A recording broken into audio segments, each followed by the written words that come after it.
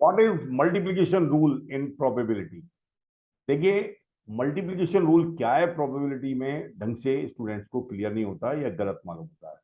ये क्या होता, क्या है? P of A intersection B, probability of event A and B simultaneously, वो किसके बराबर कर देते हैं? P of A into P of B, उनके प्रोडक्ट के बराबर होता है। Probability of event A and B simultaneously equals to कितना आएगा? Probability of A into probability of B. Correct क्या है, कहां से आता है? ये करेक्ट ये है, ध्यान से समझिए, कंडीशनल प्रोबेबिलिटी से आता है।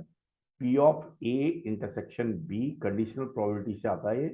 Probability of event A and B simultaneously, या तो ये किसके बराबर होगा? पी ऑफ ए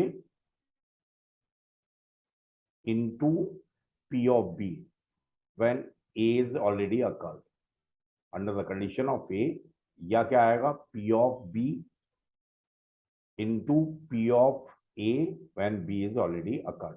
ये एकदम करेक्ट है, जो हमेशा करेक्ट होता है। हाँ, ये जो स्टूडेंट्स याद करते हैं ये भी करेक्ट है, लेकिन under the condition when the event is, जब मेरे पास ये जो पार्ट है पी ऑफ बी बाई ए, एक अकर होने का कोई फर्क ही नहीं पड़ रहा है। पी ऑफ ये जो एक्सप्रेशन है, अगर ये मेरे पास पी ऑफ बी के बराबर हो, मीन्स ए के अकर होने से पी की प्रोबेबिलिटी पर कोई फर्क ना पड़े, या ये जो एक्सप्रेशन है ये किसके बराबर हो? पी ऑफ ए के बराबर हो, कि बी के अकर होने से ए की प्रोबेबिलिटी पर कोई अंतर ना हो।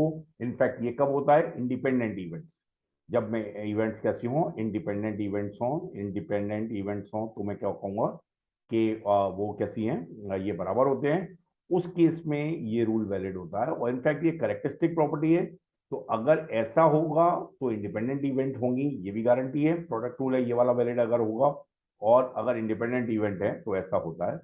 तो प्रोडक्ट रूल में क्या है कि ये मुझे लगता है ध्यान रखना चाहिए, और ये कब है? जब इंडिपेंडेंट इवेंट्स हैं। Okay, probability of event A and B simultaneously, इसका मतलब क्या होगा?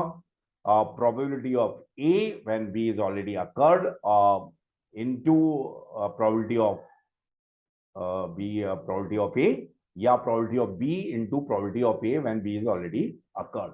ओके,